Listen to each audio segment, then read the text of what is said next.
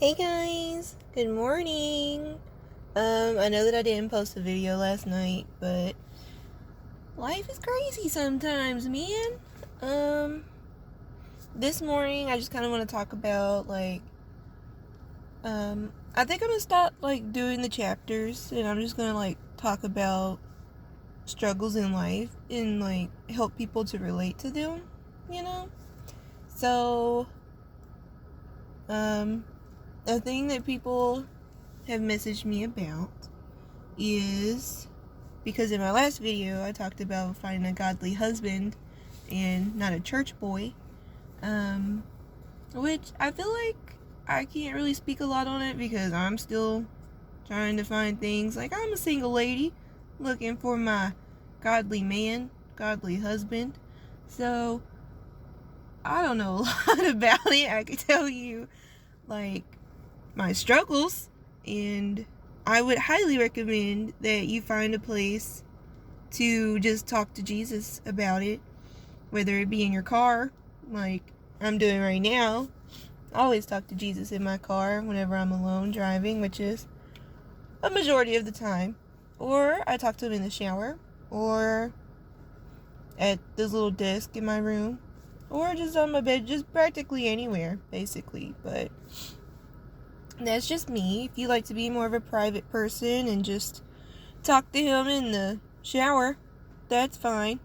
But I highly recommend talking to him about boys, because if you're having an issue with your significant other, or you're having an issue with someone that you're just talking to, then you should most definitely go talk to Jesus about it, even before you talk to your partner about it.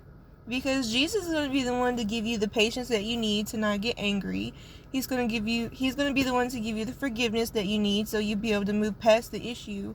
And he's going to be the one to tell you what you should do about it, like what ways of fixing it you should go about it. And you can't rely on your feelings, because like I always say, your feelings are deceitful and they're not always true, which is a lot of the times correct, because feelings are unstable. Like, they're just not always correct. Like, you can be in love with someone who's not right for you, who Jesus doesn't have in the plan for you, and Jesus doesn't want you to get stuck there. He doesn't want you to be stuck on that person. That person might just be there for character development, which we all love. Don't we all love character development? And that's okay to be with that person if Jesus says you're supposed to be with them for that point in your life, or their point in their life. Who knows, maybe you're teaching them something, or they're teaching you something, or maybe y'all are both just teaching each other something.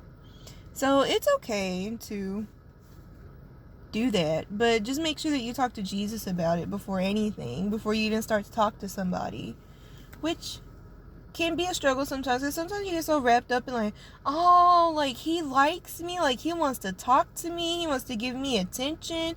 It's like, I'm not used to that, Jesus. Like, oh, is this okay?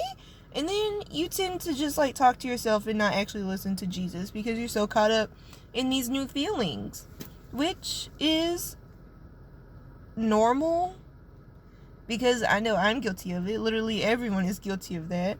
But I would highly recommend taking out an hour or 2 hours of your time, which I don't know how long y'all talk to Jesus. I talk to Jesus a long time.